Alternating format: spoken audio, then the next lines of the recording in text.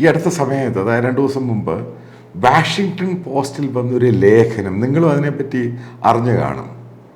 India വളരെ രൂക്ഷമായിട്ടാണ് ആ റിപ്പോർട്ടിൽ വിമർശിച്ചിരിക്കുന്നത്. എന്തും അതിൻ്റെ അകത്ത് ഒരു വിക്രം യാദവ് എന്ന് പറഞ്ഞ ഒരു RAW ഓഫീസറെ പറ്റി പറയുന്നുണ്ട്. പിന്നെ സമൽ ഗോയൽ, അതായത് RAWൻ്റെ ചീഫിനെ പറ്റി പറയുന്നുണ്ട്. അജിത് ഡോവലിനെ പറ്റി പറയുന്നുണ്ട്. അപ്പോൾ ഇന്ത്യയുടെ എക്സ്ട്രാ ജുഡീഷ്യൽ കില്ലിംഗ്, ഇതാണ് മേജർ വിഷയമായിട്ട് പറയുന്നത്. അതിനകത്ത് ഒരു അമേരിക്കൻ സിറ്റിസൺ പന്നൂജ്, അത് അയാൾ സർദാറാണ്, സിഖ് ഖാലിസ്ഥാൻ്റെ നേതാവാണ്, ഇന്ത്യയുടെ NIA അയാൾക്കെതിരെ കേസെടുത്തിട്ടുണ്ട്. അപ്പം ഇയാൾ ഈ സിഖ് തീവ്രവാദവുമായിട്ട് ബന്ധപ്പെട്ട് ഫണ്ടിങ്ങും, അതേപോലെ എയർ ഇന്ത്യയുടെ ഫ്ലൈറ്റ് ഹൈജാക്ക് ചെയ്ത് അത് തട്ടിയെടുക്കണമെന്നും പരസ്യമായിട്ട് പറഞ്ഞയാളാണ് ഈ പന്നു. അപ്പോൾ ഈ പന്നുവിനെ കൊല്ലുവാൻ വേണ്ടി, അതായത് ഈ റിപ്പോർട്ടിൽ പറയുന്നത്, ഇന്ത്യയുടെ വിക്രം യാദവ് എന്ന് പറഞ്ഞ ഓഫീസറും റോയുടെ ഓഫീസറും അതിന് നിർദ്ദേശം കൊടുത്തത് പ്രധാനമന്ത്രിയുടെ ഓഫീസുമായിട്ട് അടുത്ത്, കാരണം ആ ഓഫീസിനകത്ത് തന്നെ RAWൻ്റെ ഓഫീസ് സൗത്ത് ബ്ലോക്കിൽ, അവിടെ ജോലി ചെയ്യുന്ന സമൻ ഗോയൽ, അയാളും അജിത് ഡോവലും കൂടാണ് ഇതിൻ്റെ മുഴുവനും പ്ലാൻ ചെയ്തത്. അതായത് ആ റിപ്പോർട്ടിൽ പറയുന്നത് ഇതെല്ലാം പ്രധാനമന്ത്രി അറിഞ്ഞ് ചെയ്തതാണ്. ഇതാണ് ആ റിപ്പോർട്ടിൽ പറയുന്നത്. ഇതിൻ്റെ അകത്ത് വളരെ രൂക്ഷമായ ഭാഷയിൽ പറയുന്നത് 2020 ശേഷം, അതായത് ഞാനീ പറഞ്ഞ ഈ പുൽവാമ, അതിന് ശേഷമാണ് ഇന്ത്യയുടെ ആ പോളിസി ചേഞ്ച് ആവുന്നത് 2019. അപ്പം 2020 ശേഷം ഓസ്ട്രേലിയയിൽ നിന്നും 3ഓളം RAWൻ്റെ ഓഫീസേഴ്സിനെ പുറത്താക്കുന്നു. അതേപോലെ അവരവിടെ ചെന്നിരുന്നു, അവർ അറ്റാക്ക് ചെയ്യാൻ ശ്രമിച്ചു. അപ്പോൾ അത് കയ്യോടെ പിടിക്കപ്പെട്ടു. എന്നിട്ട് അവരെ അവിടെ നിന്ന് ഡീപ്പോർട്ട് ചെയ്തു എന്നാണ് പറഞ്ഞിരിക്കുന്നത്. അതേപോലെ തന്നെ പറയുന്നുണ്ട് ബ്രിട്ടനിലും ഇതേപോലെ RAWൻ്റെ ഓഫീസേഴ്സ് സിഖുകാരുമായിട്ട് പുറകെ പോയി. അതിനകത്ത് അവർ തീവ്രവാദത്തെ പറ്റി പറയുന്നില്ല. ഈ പറയുന്നത് എല്ലാവരും ഹ്യൂമൻ റൈറ്റ്സുമായിട്ട് വാല്യൂ ചെയ്താണ് ഇത് പറയുന്ന റിപ്പോർട്ടിൽ. അതാണ് തമാശ എന്ന് പറയുന്നത്. അവിടെ പോവുകയും അപ്പോൾ അവിടെ ഉണ്ടായിരുന്ന അവിടുത്തെ 2ഓളം RAWൻ്റെ ഓഫീസറിന് താക്കീത് കൊടുക്കുകയും അവരെയും ബ്രിട്ടനിൽ നിന്ന് പുറത്താക്കി എന്ന റിപ്പോർട്ടിൽ പറയുന്നു. അതേപോലെ തന്നെ ജർമ്മനിയിൽ അവിടുത്തെ അഡ്മിനിസ്ട്രേഷൻ ഏകദേശം 2ഓളം ഇന്ത്യയുടെ ഒഫീഷ്യൽസിനെ അവിടുന്ന് പുറത്താക്കി. ഇതേപോലെ സിഖ് ഇസ്ലാമിക് തീവ്രവാദത്തിൽ ബന്ധപ്പെട്ട ആളുകളുടെ പുറകെ പോയി. അപ്പം അതിനകത്ത് അവിടെ ആൾക്കാരെ റിക്രൂട്ട് ചെയ്യാൻ ശ്രമിച്ചു. പലയിടത്തും ഫണ്ടിങ് ഇവർ നടത്തി. ഇതുമായിട്ട് ബന്ധപ്പെട്ട് അവിടുന്നും ഈ ആൾക്കാരെ പുറത്താക്കാൻ, ഇത് അവർ കോട്ട് ചെയ്തേക്കുന്ന ഒഫീഷ്യലായിട്ടാണ് കോട്ട് ചെയ്തേക്കുന്നത്. അതായത് ജർമ്മൻ ഒഫീഷ്യൽസിനെ കോട്ട് ചെയ്തിട്ടുണ്ട്, ഓസ്ട്രേലിയൻ ഒഫീഷ്യൽസിനെ കോട്ട് ചെയ്തിട്ടുണ്ട്, ബ്രിട്ടീഷ് ഒഫീഷ്യൽസിനെ കോട്ട് ചെയ്തിട്ടുണ്ട്. ഇനി അടുത്ത എൻ്റെ ചോദ്യമാണ് സ്പെസിഫിക്കായിട്ട്, ഈ ഒസാമ ബിൻ ലാഡനെ കൊല്ലാൻ വേണ്ടി പാകിസ്ഥാൻ അഫ്ഗാനിസ്ഥാനിൽ ഇൻവേഷൻ നടത്തി, അവർക്ക് നടത്താം. അതേപോലെ ഒസാമ ബിൻ ലാഡനെ കൊല്ലുവാൻ വേണ്ടി അമേരിക്ക അഫ്ഗാനിസ്ഥാനിൽ പോയി, എത്ര പേരെ കൊന്നു? അതേപോലെ തന്നെ പാകിസ്ഥാനിൽ പോയി അയാളെ പിടിച്ചുകൊണ്ട് വന്നു, അയാളെ കൊന്നു. അമേരിക്കൻ പത്രം, അതായത് ഈ വാഷിങ്ടൺ പോസ്റ്റുള്ള പത്രം ചെയ്തത് എന്തുവാ? ജസ്റ്റിസ്, അതായത് നിയമം നടപ്പാക്കി എന്നാണ് പറഞ്ഞത് ആ പത്രത്തിൻ്റെ തലക്കെട്ട്. അതിനൊന്നും അവർക്ക് കുഴപ്പമില്ല. അമേരിക്കയ്ക്ക് ലോകത്ത് എവിടെയും പോയി ആളുകളെ കൊല്ലാം. യമനിൽ പോയി കൊന്നു, ഇറാഖിൽ പോയി എത്ര പേരെ കൊന്നു. അപ്പം അതിനവർ പറയുന്ന ന്യായീകരണം, ഇത് അവരുടെ സിറ്റിസണുമായിട്ട് ബന്ധപ്പെട്ട പ്രശ്നങ്ങൾ ഉണ്ടാകുമ്പോൾ അവർക്കിതൊക്കെ നടത്താം.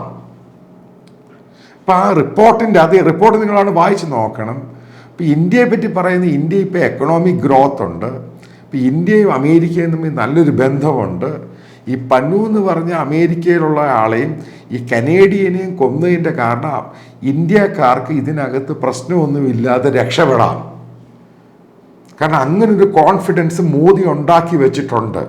അതായത് ഇന്ത്യ ലോകത്തിലിപ്പോൾ ഒരു അക്സെപ്റ്റഡ് രാജ്യമായിട്ട് മാറി. അപ്പം അതിൻ്റെ ധൈര്യത്തിലാണ് ഒരു അമേരിക്കൻ സിറ്റിസനെ അവർ കൊല്ലുവാൻ ശ്രമിച്ചത്. അപ്പം എൻ്റെ ചോദ്യം, ഇന്ത്യയിലെ ടെററുമായിട്ട് ബന്ധപ്പെട്ട് ഏകദേശം 2.5 ലക്ഷം ആൾക്കാരാണ് കൊല്ലപ്പെട്ടത്. 2.5 ലക്ഷം ആൾക്കാർ, നിരപരാധികൾ ഉൾപ്പെടെ, പലയിടത്തും ബോംബ് ബ്ലാസ്റ്റും അതും ഇതും ഒക്കെ വെച്ച്. ആ സമയത്ത് ഇന്ത്യ പലയിടത്തും ഇത് പറയുന്നുണ്ട്. ഇന്ത്യ ഈ പറയുന്നത് ഈ ആലോചിച്ച് നോക്കേണ്ട സംഭവം, ഈ നിജർ എന്ന് പറയുന്ന കാനഡയിലുള്ള സിഖ് ഭീകരനെ കൊന്ന അയാൾ എത്ര പേരെ കൊന്നതിൻ്റെ പ്രതിയാണ്. ഇതിൻ്റെ അകത്തൊക്കെ ഒരു കോൺസ്പിറസിയും പണവും ഒക്കെ കൊടുക്കുന്ന ആൾക്കാരുണ്ട്. ഇപ്പം കാശ്മീർ തീവ്രവാദമായിട്ടും ഇന്ത്യയിൽ നടക്കുന്ന ഇസ്ലാമിക് തീവ്രവാദമായിട്ട് ബന്ധപ്പെട്ട് ഈ റിപ്പോർട്ടിൽ തന്നെ പറയുന്നുണ്ട്. അതിൻ്റെ അകത്ത് അവർ തീവ്രവാദം എന്ന് പറയുന്നില്ല. അത് കാശ്മീരി ഫ്രീഡം ഫൈറ്റേഴ്സ് എന്ന വാക്കാണ് അതിൻ്റെ അകത്ത് ഉപയോഗിച്ചിരിക്കുന്നത്. ഇവരെല്ലാം പരസ്യമായിട്ട് പാകിസ്ഥാനിൽ പോയി താമസിക്കുമായിരുന്നു. ഇന്ത്യ പറയാവുന്നിടത്തൊക്കെ പറഞ്ഞു, ഒന്നും നടക്കുന്നില്ല. ഇന്ത്യൻ പ്രധാനമന്ത്രി പറഞ്ഞ പോലെ ഡോസിയർ എന്ന് പറയുന്ന സംഭവം കൊടുത്തുകൊണ്ടിരുന്നു. ഈ ഡോസിയർ കൊടുത്തിട്ട് എന്ത് പ്രയോജനം ഉണ്ടായത്? പാകിസ്ഥാൻ അതിന് പുല്ല് വിലയാണ് കൊടുത്തത്. അവസാനമാണ് 2019 പുൽവാമയ്ക്ക് ശേഷമാണ് പോളിസി മാറ്റിയിട്ട് ഇവന്മാരെ തട്ടാൻ ഇറങ്ങിത്തിരിച്ചത്. ഈ സമയമൊക്കെ നമ്മൾ മനസ്സിലാക്കേണ്ട ഒരു പ്രധാനപ്പെട്ട കാരണമുണ്ട്. ഈ സിഖ് തീവ്രവാദം അവസാനിപ്പിച്ചു എന്ന് പറയുന്നുണ്ടെങ്കിൽ തന്നെയും അമൃത്പാൽ സിംഗിൻ്റെ ഇഷ്യൂ നിങ്ങൾക്കറിയാം. ദുബായിലായിരുന്നു 10 വർഷം, അത് കഴിഞ്ഞ് തിരിച്ച് വന്നിട്ട് ഈ സംഭവം വീണ്ടും കുത്തിപ്പൊക്കി തീവ്രവാദം ഉണ്ടാക്കാൻ ശ്രമിച്ചു. ഇപ്പോൾ ആരായിന് ഫണ്ട് ചെയ്തേ? ഇവരെയൊക്കെ, അതായത് ഇന്ത്യൻ ടെറൈൻ്റെ അകത്ത് ഇന്ത്യൻ മണ്ണിൽ കൊലപാതകങ്ങളും ബോംബ് ബ്ലാസ്റ്റുകളും ടെററിസം നടക്കട്ടെ, ഇതാണോ അമേരിക്കയും ഈ പറയുന്ന കാനഡയും ഈ രാജ്യങ്ങളും ഉദ്ദേശിക്കുന്നത്? എന്നാണ് ഈ തീവ്രവാദികളുടെ പുറകെ നമ്മൾ പോയപ്പോഴാണ് ഇന്ത്യയിലെ ബോംബ് ബ്ലാസ്റ്റുകൾ നിന്നത്. അതുപോലും ഈ പത്രവും ഈ അമേരിക്കൻ ഗവൺമെൻറ്റും മനസ്സിലാക്കുന്നില്ല.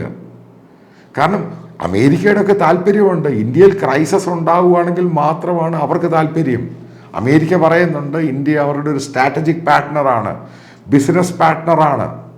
പക്ഷെ ആലോചിച്ച് നോക്കുക, അപ്പം ഇന്ത്യയിലെ ടെററിസം നടക്കട്ടെ, കൊലപാതകങ്ങൾ നടക്കട്ടെ, ഇതാണോ ആ രാജ്യത്തിൻ്റെ ഈ പത്രത്തിൻ്റെയും വിദേശ മാധ്യമങ്ങളുടെയും താല്പര്യം?